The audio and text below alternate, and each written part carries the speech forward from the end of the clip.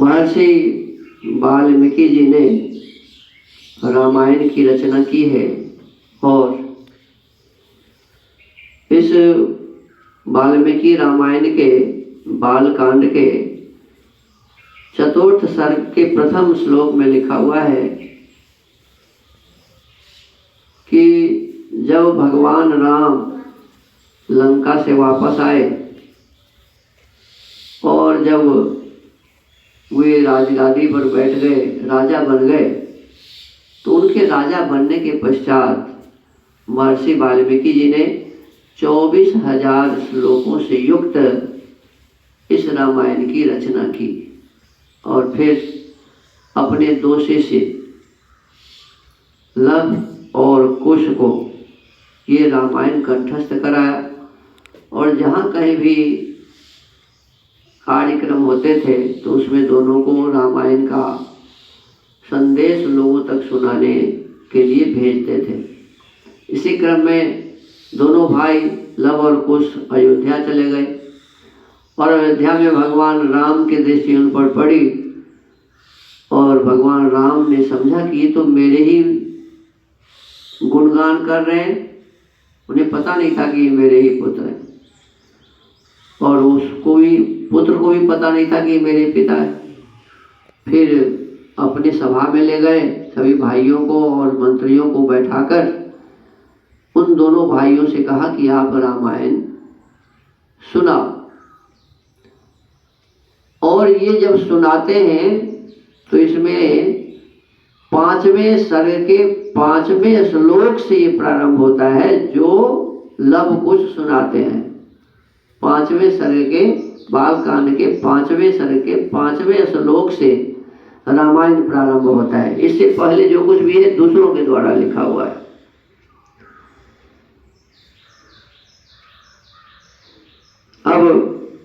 अभी हम 12 सर्ग का स्वाध्याय कर रहे हैं, बालकांड के 12 सर्ग का। और इसमें पिछले दिनों बताया गया था कि जब ऋषि श्रृंग अपनी पत्नी शांता के साथ आ गए अयोध्या में तो पुनः महाराज दशरथ सभी विद्वानों को बुलाए और यज्ञ करने का निश्चय लोगों के सामने रखकर सभी से आदेश प्राप्त कर यज्ञ की तैयारी शुरू हो गई। उन्होंने आदेश दिया अपने लोगों को, कहते गुरुजनों की आज्ञा के अनुसार अपने मंत्री आदि को कहते हैं कि तुम लोग शीघ्र ही मेरे लिए यज्ञ की सामग्री जुटा दो। शक्तिशाली वीरों के संरक्षण में यज्ञ अश्व छोड़ा जाए और उसके साथ प्रधान ऋत्विज भी रहें। अश्व जो छोड़ा जाता था और वो जब आगे बढ़ता था तो उसके साथ धनुर्धारी क्षत्रिय भी होते थे कि कोई इसे रोके ना। जो रोकता था उससे युद्ध होता था, उसमें विजय प्राप्त किया जाता था। और साथ में विद्वान भी होते थे। इसमें लिखा है कि ऋत्विज भी साथ में रहे। अब ऋत्विज क्यों रहेगा, विद्वान क्यों रहेंगे? तो किसी को वाणी से समझाकर अपने पक्ष में किया जा सकता है और जो वाणी से न माने उसको शस्त्र के माध्यम से समझाया जाता है। इसीलिए वेद में मंत्र है कि हमारे पास दोनों होने चाहिए। अग्रतः चतुरो वेदा, हम चारों वेदों के विद्वान हों और पृष्ठतः शस्त्रः धनु, हमारे पीठ पर धनुष और बाण हो, जिससे यदि कोई हमसे शास्त्रार्थ करना चाहेगा तो हम वेद के माध्यम से उसे शास्त्रार्थ करेंगे और यदि कोई हमसे लड़ना चाहेगा तो हम शस्त्र के माध्यम से उसे लड़ाई करेंगे, उसको जीतेंगे। तो यही परिपाटी पहले थी। अब आगे कहते हैं सरव्याश्चोत्तरे तीरे यज्ञ भूविर्विधीयताम शांतयश्चाभि वर्धन्ताम यथा कल्पम यथा विधि, सरयू के उत्तर तट पर यज्ञ भूमि का निर्माण हो, शास्त्रोक्त विधि के अनुसार क्रमशः शांति कर्म, पुण्याह वाचन आदि का विस्तार पूर्वक अनुष्ठान किया जाए, जिससे विघ्नों का निवारण हो। शक्य कर्तुमयं यज्ञः सर्वेणापि महीक्षिता, नापराधो भवेत् कष्टो यद्यस्मिन् क्रतु सत्तमे। यदि इस श्रेष्ठ यज्ञ में कष्टप्रद अपराध बन जाने का भय न हो तो सभी राजा इसका संपादन कर सकते हैं। छिद्रं हि मृगयन्ति विद्वांसो ब्रह्म राक्षसाः, विधिहीनस्य यज्ञस्य सद्यः कर्ता विनश्यति। परंतु ऐसा होना कठिन है, क्योंकि ये विद्वान ब्रह्म राक्षस यज्ञ में विघ्न डालने के लिए छिद्र ढूंढा करते हैं। विधिहीन यज्ञ का अनुष्ठान करने वाला यजमान तत्काल नष्ट हो जाता है। अब देखिए, अब इस श्लोक में क्या कहा जा रहा है? कहते हैं कि यदि इस श्रेष्ठ यज्ञ में कष्टप्रद अपराध बन जाने का भय न हो तो सभी राजा इसका संपादन कर सकते हैं। जिस यज्ञ को हम कर रहे हैं, अश्वमेध यज्ञ, इस अश्वमेध यज्ञ में हमारे भाव तो ऐसे हैं नहीं कि किसी का नुकसान हो। हम सबका सम्मान करना चाहते हैं, सबकी भलाई चाहते हैं, सबकी भलाई के लिए इस यज्ञ को कर रहे हैं। तो इसमें कोई दो मत नहीं कि सारे लोग हमारा समर्थन करेंगे। लेकिन आगे फिर कहते हैं कि ऐसा संभव भी नहीं है, क्योंकि बहुत सारे ऐसे लोग हैं जो छिद्र ढूंढते रहते हैं। आज भी ऐसा हो रहा है ना, कितना भी बढ़िया काम आप करें तो कुछ लोग ऐसे होते हैं जो आपके छिद्र ढूंढते रहते हैं। आप में क्या क्या कमियां हैं, आप में क्या क्या गलतियां हैं, केवल उसी को ढूंढते रहते हैं। तो कहते हैं ऐसे छिद्र ढूंढने वाले लोग जो हैं, उसका नाम इसमें कहा ब्रह्म राक्षस। क्या कहा? ब्रह्म राक्षस। ब्राह्मण होते हुए भी राक्षस। मने कुछ तो अच्छे गुण हैं उनमें, लेकिन उनमें बुराई भी इस प्रकार से भरी हुई है कि वे दूसरों को परेशान करने के लिए सतत तैयार रहते हैं। तो कहते हैं ऐसे ब्रह्म राक्षस यज्ञ में विघ्न डालने के लिए छिद्र ढूंढा करते हैं, और इसमें किस प्रकार से बाधा हो यही प्रयास करते रहते हैं। और आगे कहते हैं कि विधिहीन यज्ञ का अनुष्ठान, यदि यज्ञ की जो विधि है उस विधि के अनुसार यदि यज्ञ न किया जाए तो कहते हैं विधि से हीन यज्ञ करने वाला जो यजमान है उस यजमान का तत्काल ही नाश हो जाता है। बहुत समझदारी से यज्ञ करना चाहिए, जैसे तैसे यज्ञ नहीं करना चाहिए। अब यही समझदारी वाली बात है कि यज्ञ में संविधा किस प्रकार का हो, यज्ञ में सामग्री किस प्रकार के हो, यज्ञ के स्थान कैसा हो, ये सभी मायने रखता है। इसी का नाम विधि है। विधि का मतलब होता है यज्ञ करने के जो साधन हैं वे साधन शुद्ध और पवित्र होने चाहिए। यज्ञ का अर्थ ही पवित्रता है। श्रेष्ठ यज्ञ वही श्रेष्ठ तमाम कर्म का, जिससे बढ़कर अच्छा और कोई काम नहीं है। तो जो अच्छा से अच्छा और सबसे अच्छा काम है वह सबसे अच्छा काम हम कर रहे हैं, तो उसमें शुद्धता होनी चाहिए।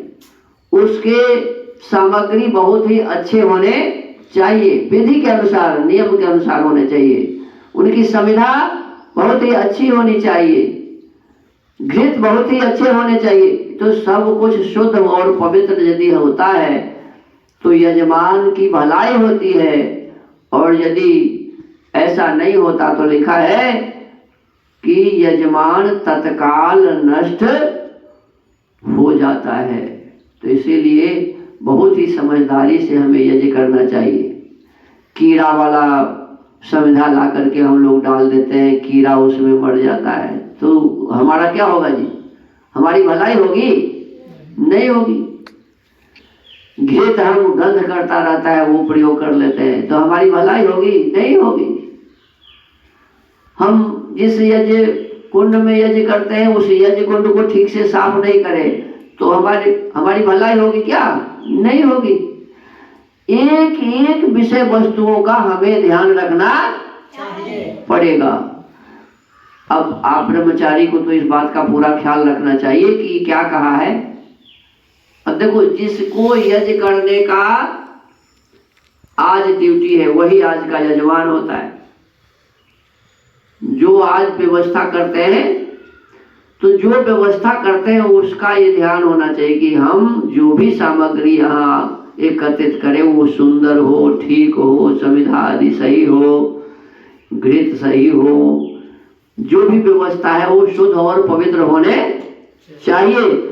नहीं तो लिखा है कि यजमान तत्काल नष्ट हो जाता है। तो ध्यान रहना चाहिए ना हमको, आपको, यज्ञ करने वाले को इस विषय वस्तु का ध्यान रखना चाहिए। आगे कहते हैं, तद यथा विधि पूर्वं में क्रतुरेश समाप्यते तथा विधानं क्रियतां समर्थाः कर्णेष्विह। अतः मेरा यह यज्ञ जिस तरह विधि पूर्वक संपूर्ण हो सके वैसा उपाय किया जाए, तुम सब लोग ऐसे साधन प्रस्तुत करने में समर्थ हो। अपने आदमी को आदेश देते हैं कि किसी भी प्रकार के विधि से हीन कोई भी कार्य नहीं होने चाहिए। अब दुर्भाग्य है, आज लोग हवन करते हैं तो हवन में क्या करते हैं? हवन में नियम है कि वेद मंत्र से हवन होना चाहिए। वेद मंत्र से ही हवन किया जाता है, लेकिन वर्तमान समय में लोग जय हनुमान ज्ञान गुण सागर, जय कपीस तीन लोक उजागर, स्वाहा ऐसे कर देते हैं। ये वेद मंत्र है क्या? मंगल भवन अमंगल हारी, द्रवं सुदशरथ अजर बिहारी, स्वाहा। ये है क्या है? या देवी सर्वभूतेषु मातृरूपेण संस्थिता, नमस्तस्यै नमस्तस्यै नमस्तस्यै नमो नमः। बस ये कह के स्वाहा कर देते हैं। ये थोड़े है वेद मंत्र, ये सभी विधिहीन है। ये सभी क्या हो रहा है जी? विधिहीन यज्ञ हो रहा है। चारों वेद में कहीं भी ऐसा आदेश नहीं है कि दुर्गा सप्तशती से हवन करो, वाल्मीकि रामायण के श्लोक से हवन करो, मनु स्मृति के श्लोक से हवन करो। कहीं भी ऐसा विधान नहीं है। हमको आपको विचार पूर्वक यज्ञ करना चाहिए। विधि से हीन यज्ञ करने वाला नाश को प्राप्त होता है। वाल्मीकि रामायण के इस आदेश का हम सभी ध्यान रखें, और जहां कहीं भी हमें यज्ञ करना है तो उस यज्ञ को बहुत ही सुंदर समिधा, बहुत ही सुंदर सामग्री, बहुत ही सुंदर घृत, बहुत सुंदर यज्ञशाला, इस प्रकार से सभी व्यवस्था बनाकर और वेद के मंत्रों से हमें आहुति डालनी चाहिए। अन्यथा ये यज्ञ विधिहीन होगा। तो अपने आदमी को बताते हैं कि आप सभी विधि पूर्वक यज्ञ करने में, यज्ञ की व्यवस्था करने में समर्थ हैं, और इसी प्रकार की आप सभी मिलकर व्यवस्था बनाइए। तथेति च ततः सर्वे मंत्रिणः प्रत्यपूजयन् पार्थिवेन्द्रस्य तद्वाक्यं यथा जप्तमकुर्वत। तब बहुत अच्छा कहकर सभी मंत्रियों ने राज राजेश्वर दशरथ के उस कथन का आदर किया और उनकी आज्ञा के अनुसार सारी व्यवस्था की। ततो द्विजास्ते धर्मज्ञ मस्तुवन् पार्थिवर्षभम् अनुज्ञातास्ततः सर्वे पुनर्जगमोद यथागतम्। तत्पश्चात उन ब्राह्मणों ने भी धर्मज नृपश्रेष्ठ दशरथ की प्रशंसा की और उनकी आज्ञा पाकर सब जैसे आए थे वैसे ही फिर चले गए। जितने भी विद्वान आए थे सभी अपने अपने स्थान को गए। गतेषु तेषु विप्रेषु मंत्रेण स्थान नराधिपः विसर्जयित्वा स्वं वेश्म प्रविवेश महामतिः। उन ब्राह्मणों के चले जाने पर मंत्रियों को भी विदा करके वे महाबुद्धिमान नरेश अपने महल में गए। इस प्रकार वाल्मीकि रामायण के बाल कांड के 12 अर्थात 12वें सर्ग का समापन हुआ है। अब आगे त्रयोदश सर्ग का स्वाध्याय हम सभी करेंगे। तो आज के स्वाध्याय के क्रम को यही विराम देते हैं। ओम।